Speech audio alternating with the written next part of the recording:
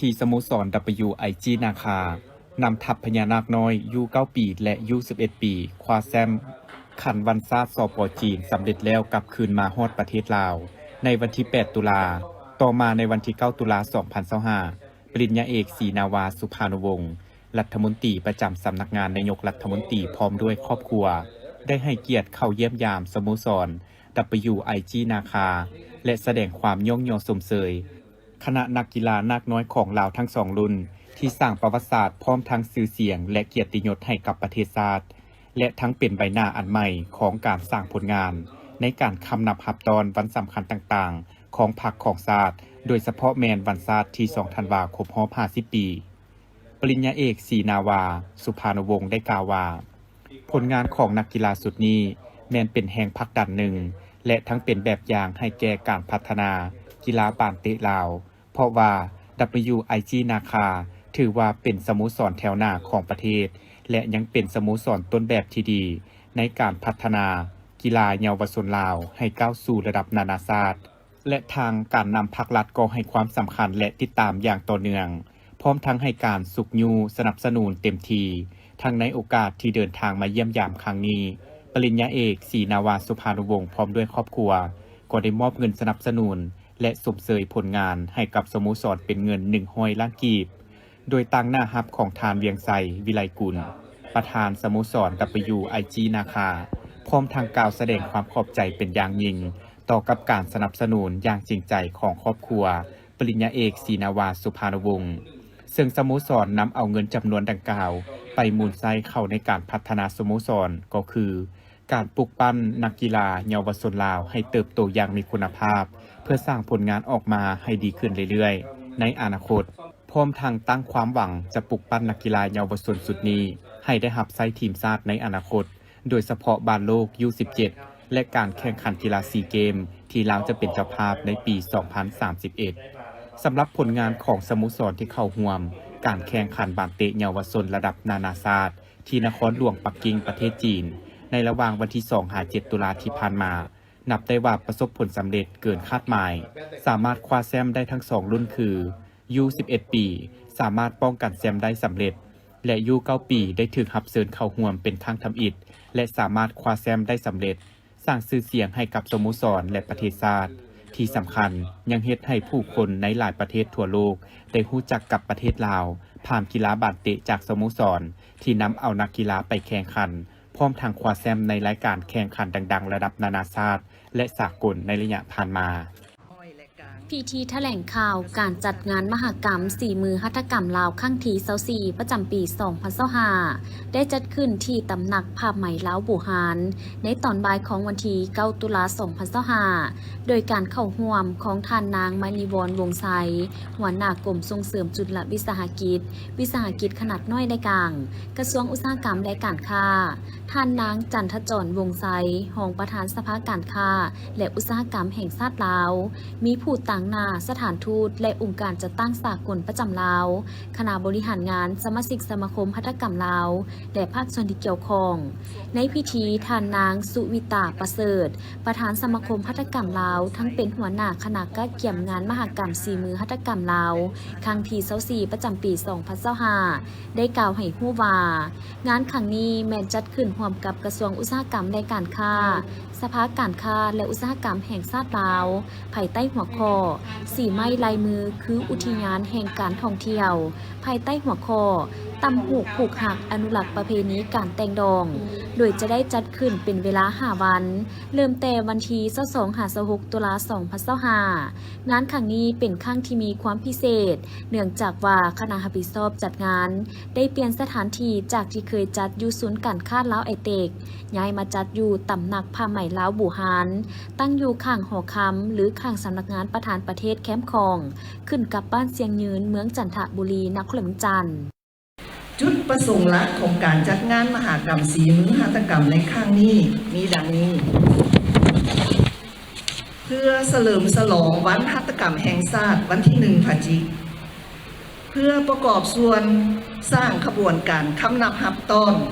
วันสถาปนาสาธารณรัฐประชาธิปไตยประชาชนลาวครบรอบ50 ปี วันที่2ธันวา1975หา2ธันวา2025เพื่อเป็นเวทีวางแสดงและขายผลิตภัณฑ์หัตถกรรมพร้อมทั้งเป็นการเปิดโอกาส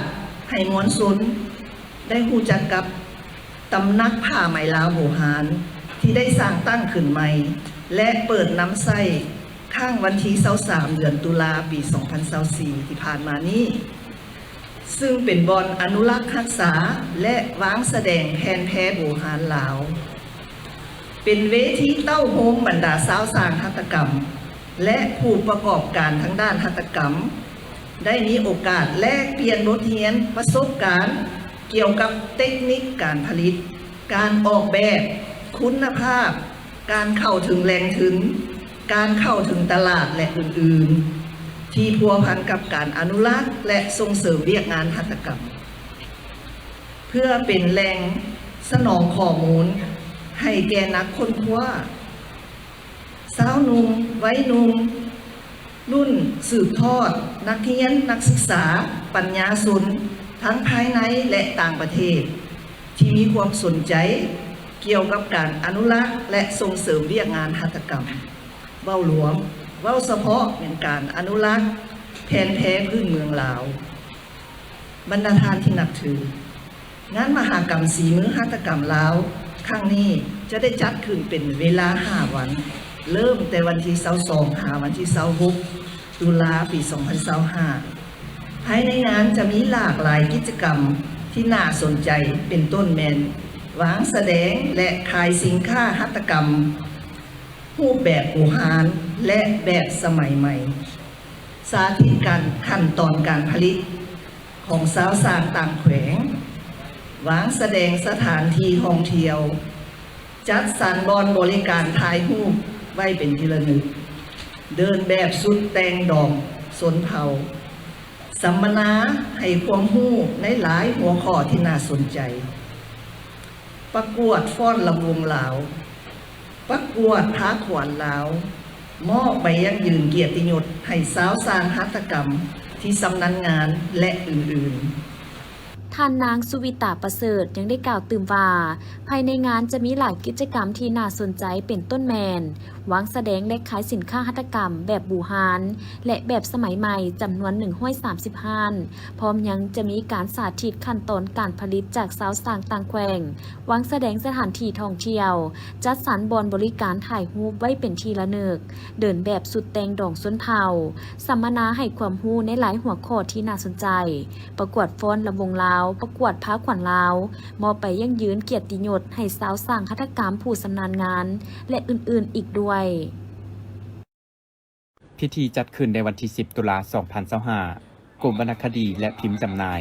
โดยการเข้าร่วมของทานนางดารานีพรหมวงศารองรัฐมนตรีกระทรวงวัฒนธรรมและการท่องเที่ยวทานนางจันเพชรคำฟองหัวหน้ากลุ่มวรรณคดีและพิมพ์จำหน่าย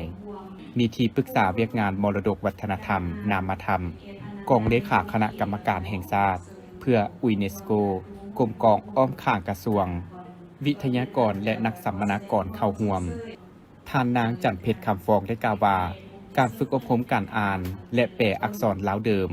ในหนังสือผูกไปลานครั้งนี้แม้นเป็นครั้งที่4มีจำนวนนักสัมมนากร9ท่านซึ่งได้จัดขึ้นในระหว่างวันที่6-10ตุลา2025ภายใต้หัวข้อสร้างความเข้มแข็งให้แก่บุคลากรเพื่ออ่านแปลภาษาลาวเดิมอย่างมีประสิทธิภาพอยู่ในหนังสือผูกใบลานซึ่งแม่นทุนช่วยเหลือจากองค์การยูเนสโกพร้อมนี้โครงการยังได้ค้นคว้าเรียบเรียงและจัดพิมพ์ปึ้มคู่มือการอ่านและแปลภาษาลาวเดิมเพื่อใช้เป็นปึ้มสอนให้แก่ครูฝึกอบรมเพื่อในใช้สร้างความเข้มแข็งทางด้านวิชาการเพื่อพัฒนาความรู้และความเข้าใจที่มีอยู่แล้วให้เข้มแข็งขึ้นเติมจนสามารถนำไปถ่ายทอดซิดสอนและนำเข้าในหน้าเวียกตัวจริงอยู่แขวงของตนสำหรับการฝึกอบรมแม้นมีอยู่2วิชาคือวิชาอักษรธรรมลาวและอักษรลาวเดิมเนื่องจากว่าในหนังสือผูกใบลานคนแต่ก่อนแม้นได้เขียนปะปนกันการฝึกอบรมทั้ง2วิชาวิทยากรได้ลงลึกความเป็นมาของอักษรธรรมอักษรลาวเดิมตัวสะกดสระพยัญชนะการประกอบคำการเขียนการอ่านการปฏิบัติ และยังได้ออกไปทัศนศึกษาสถานที่ตัวจริงอยู่หอไตรปิฎกแขวงวัดต่างๆอยู่แขวง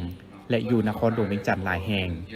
ในโอกาสเดียวกันก็ได้มอบไปยั่งยืนผ่านการฝึกอบรมดังกล่าวให้แก่สัมมนากรครั้งนี้ด้วยต่างหน้ามอบโดยทานนางดารานีพรหมวงศาและทานยังได้กล่าวแสดงความย่องยอสมเสยมายังคณะรับผิดชอบที่ได้เอาใจใส่ในการประสานงานดำเนินการบริหารโครงการนับแต่ริเริ่มจนปิดอย่างมีความห่าวหันและได้รับมากผลอย่างจบงามพร้อมนี้ยังได้เรียกร้องมายังบรรดานักสัมมนากรที่ได้ผ่านการฝึกอบรมจงสืบต่อคนคว้าลงเลิกกะเกี่ยมบทสอนและเครื่องมือเพื่อเกี่ยมพร้อมสำหรับการฝึกอบรมให้แก่บรรดากลุ่มเป้าหมายในต่อหน้าพิธีดังกล่าวได้จัดขึ้นในวันที่ 10 ตุลาคม 2025 อยู่ที่โรงเรียนมส.เวียงจันทน์โดยการเข้าร่วมของท่านภูวงศ์ วงศ์คำสาวรองประธานคณะกรรมการปกครองนครหลวงเวียงจันทน์ท่านนางหลีป่าเอียหลีบัวเปาหัวหน้าแผนกศึกษาธิการและกีฬานครหลวงเวียงจันทน์มีแผนกการองค์การเทียบเท่านครหลวงเวียงจันทน์แขกถึกเชิญพร้อมด้วยครูอาจารย์เข้าร่วมในพิธีได้รับฟังการผ่านประวัติความเป็นมาของวันครูแห่งชาติและวันวิทยาศาสตร์แห่งชาติพร้อมผลงานในระยะผ่านมาโดยสังเขปดังที่พวกเขาฮู้นำกันแล้วว่าครูเป็นบุคคลที่มีความสำคัญที่สุดต่อการพัฒนาเศรษฐกิจสังคมและประเทศชาติบ้านเมืองหรือเอิ้นได้ว่าครูเป็นผู้สร้างคนสร้างชาติครูเป็นผู้ที่มีฐานะบทบาทที่ทำหน้าที่เป็นเจ้าการในการถ่ายทอดวิชาความรู้ต่างๆให้แก่ผู้อื่น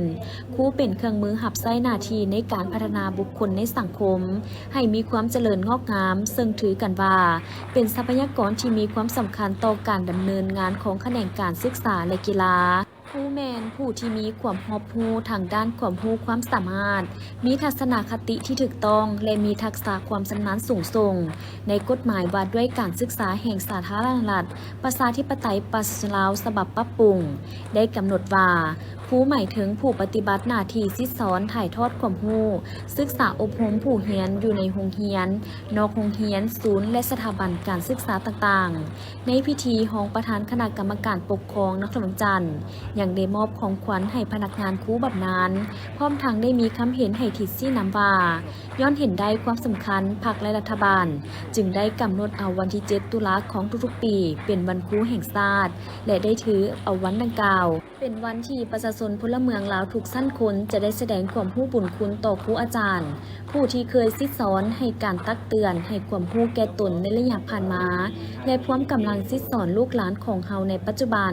ในโอกาสที่เข้าร่วมเฉลิมฉลองวันครูแห่งชาติ 7 ตุลาครบรอบ 31 ปีในครั้งนี้ท่านยังมีบางคำคิดคำเห็นแลกเปลี่ยนต่อพนักงานครูอาจารย์ของเขตการศึกษาบางปัญหาเส้นครูอาจารย์ต้องออกแหงคนครูหำเฮียนเพื่อยกระดับความรู้ความสามารถของตนให้สูงขึ้นกว่าเก่าหลักการสำคัญอีกปัญหาหนึ่งครูอาจารย์ทุกคนในการสิสอนนั้นบ่เพียงแต่สอนให้นักเรียนเรียนรู้และเข้าใจด้านปัญญาศึกษาศิลปะศึกษาพละศึกษาและแรงงานศึกษาเท่านั้นสิ่งสำคัญแม่นอยากให้ครูอาจารย์เน้นหนักตื่มในการสั่งสอนคุณสมบัติศึกษาหมายความว่าสอนเขาเจ้าให้เป็นคนที่มีความรู้ความสามารถรอบด้านเป็นพลเมืองที่ดีมีน้ำใจหักชาติหักบ้านเกิดเมืองนอนหักระบอบประชาธิปไตยประชาชนฮู้ปกปักรักษาฮิตของประเพณีวัฒนธรรมอันดีงามของชาติในระยะการจัดงานบุญออกพรรษาปวารณาและสวงเหือประเพณีประจำปี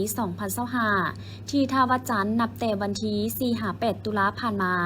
ทางคณะกรรมการจัดงานบุญก็คือองค์การปกครองเมืองจันทบุรีนครหลวงจันทน์ได้มอบให้วิสาหกิจส่วนบุคคลห้านอาหารฟูจิวาระและบริษัทดาวเฮืองเป็นผู้สัมปทานจัดงานวางแสดงและขายสินค้าต่างๆในนั้นมีถึง500 กว่าห้านที่ได้เข้าร่วมวางแสดงและขายสินค้าซึ่งภาคส่วนสัมปทานแม้นได้มีความเอาใจใส่เป็นพิเศษเป็นต้นการประดับประดาตกแต่งจัดสรรความเป็นระเบียบเรียบร้อยทางได้กำหนดจัดสรรเขตวางแสดงสินค้าประเภทต่างๆอย่างละเอียดเส้นสินค้าตัวแบบ1เมือง1ผลิตภัณฑ์สินค้ากสิกรรมหัตถกรรมเสื้อผ้าอาหารเครื่องดื่มจุดเครื่องลิ้นสำหรับเด็กน้อยและอื่นๆเพื่อให้มีความสวยงามส่องแสงถึงฮิตของประเพณีวัฒนธรรมอันดีงามของชาติลาวเฮาพร้อมเดียวกันนี้ยังได้ออกกฎระเบียบอย่างเข้มงวดให้สาวค้าขายที่นำเอาสินค้าเข้ามาวางแสดงต้องเป็นเจ้าการรักษาความสะอาด ร่วมกันเก็บเมียนสิ่งเศษเหลือของห้านตนเองเป็นประจำเพื่อบ่ให้มีขี้เหงื่อตกค้างและสาสาย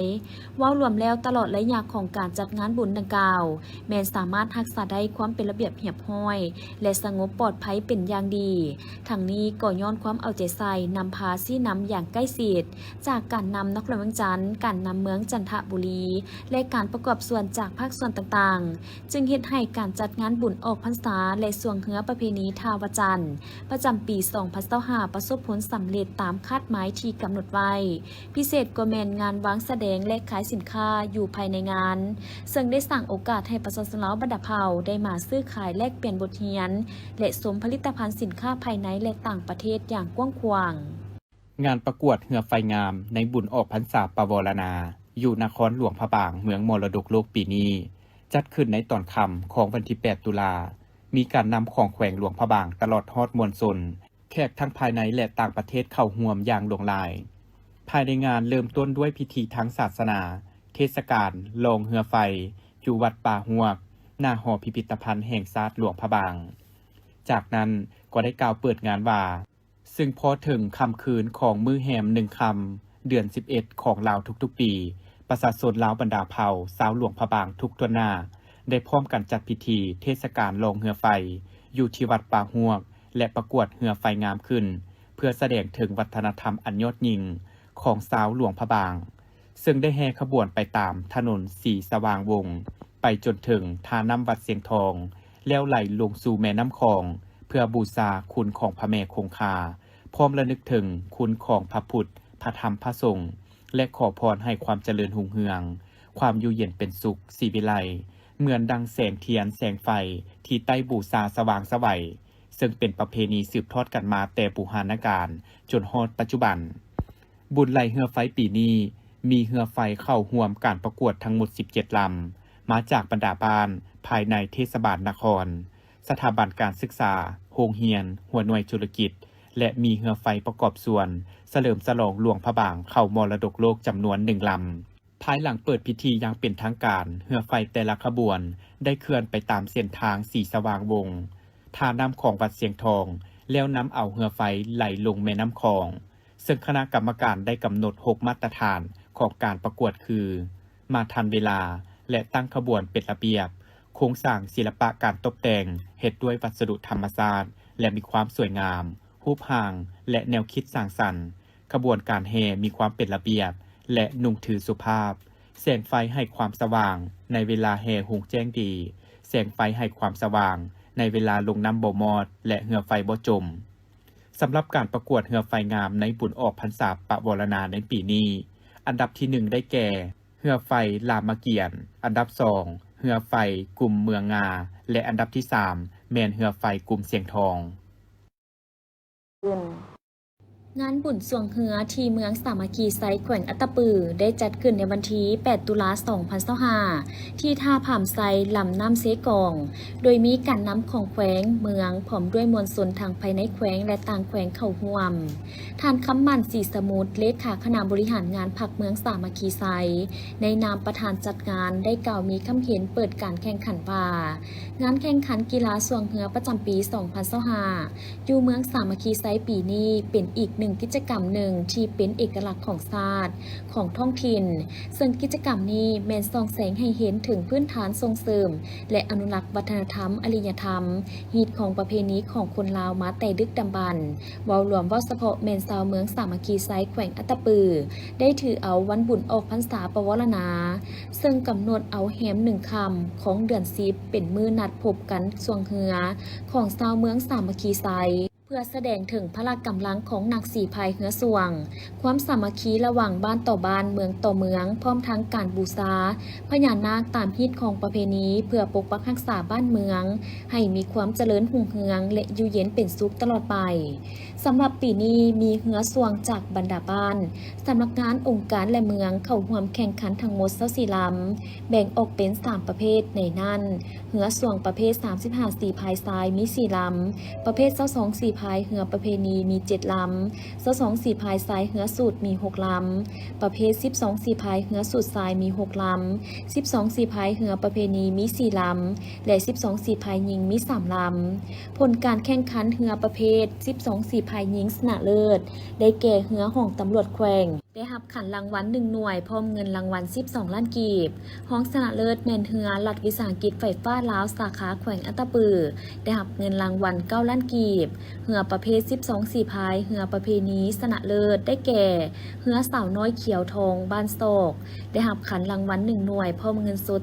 12ล้านกีบห้องชนะเลิศแม่นเหือบ้านโศกคำได้รับเงินรางวัล9ล้านกีบเหือประเพณี12สีพายเหือสูตรชนะเลิศได้แก่เหือห้องตำรวจปกส.แขวงได้รับขันรางวัล1หน่วยพร้อมเงิน12ล้านกีบห้องชนะเลิศแม่นเหือเทพอินทรีย์บ้านสะแขะได้รับเงิน9ล้านกีบเหือประเภท22สีพายทรายเหือประเพณีชนะเลิศได้แก่แผนกกสิกรรมและสิ่งแวดล้อมแขวงได้รับขันรางวัล1หน่วยพร้อมเงิน20ล้านกีบห้องชนะเลิศแม่นเหือเมืองภูวงได้รับเงิน18ล้านกีบส่วนผลการแข่งขันเหือประเภท35สีพายชนะเลิศได้แก่เหือแผนกการเงินแขวงได้รับขันรางวัล1หน่วยพร้อมเงิน25ล้านกีบห้องชนะเลิศแม่นเหือนาวาศักดิ์สิทธิ์แผนกโยธาธิการและขนส่งแขวงได้รับเงิน18ล้านกีบ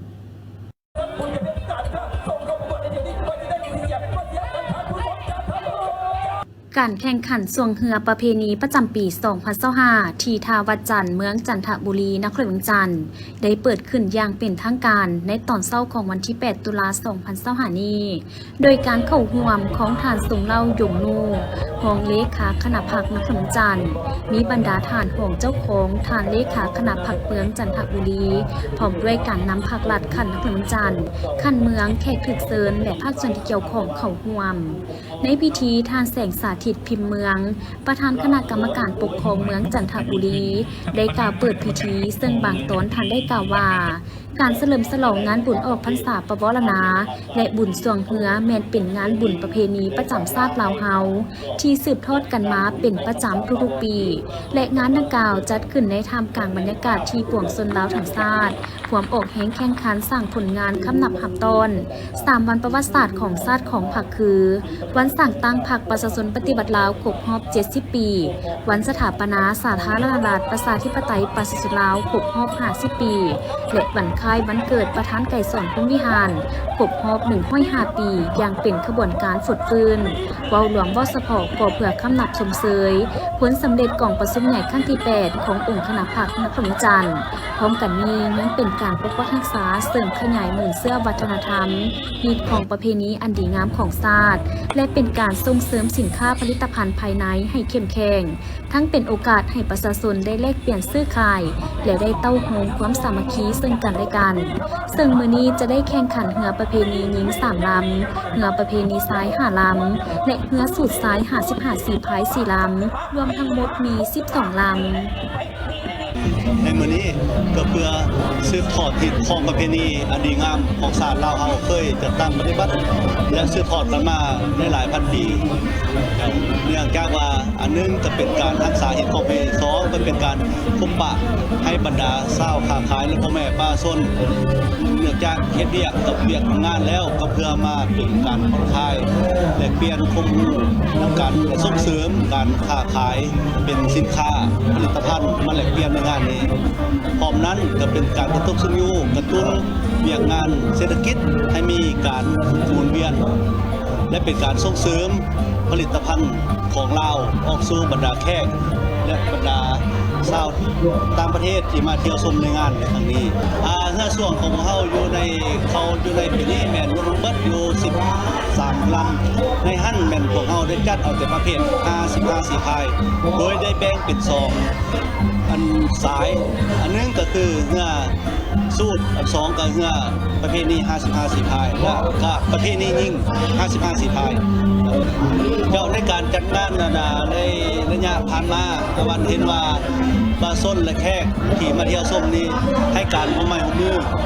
มีความเป็นระเบียบเรียบร้อยโดยเฉพาะกันเป็นเวียกงานเห็นได้ว่าเวียกงานความสะอาด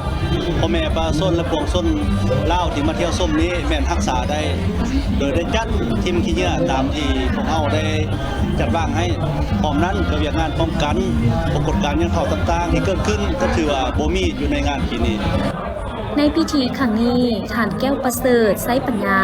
เลขาคณะพักเมืองจันทบุรีได้มอบใบย่องย้อให้กับภาคส่วนที่ได้ประกอบส่วนอุปถัมภ์เข้าในการจัดงานบุญออกพรรษาปวารณาและทรงเฮือที่ท่าวัดจันทร์ประจำปี 2025ซึ่งประกอบนี้บริษัทไฮนิเก้นลาวจำกัดธนาคารการค้าต่างประเทศลาวมหาชนบริษัทลาวเวิร์นจำกัดกลุ่มบริษัทดาวเฮืองจำกัดผู้เดียวธนาคาร HTB และธนาคารส่งเสริมกสิกรรม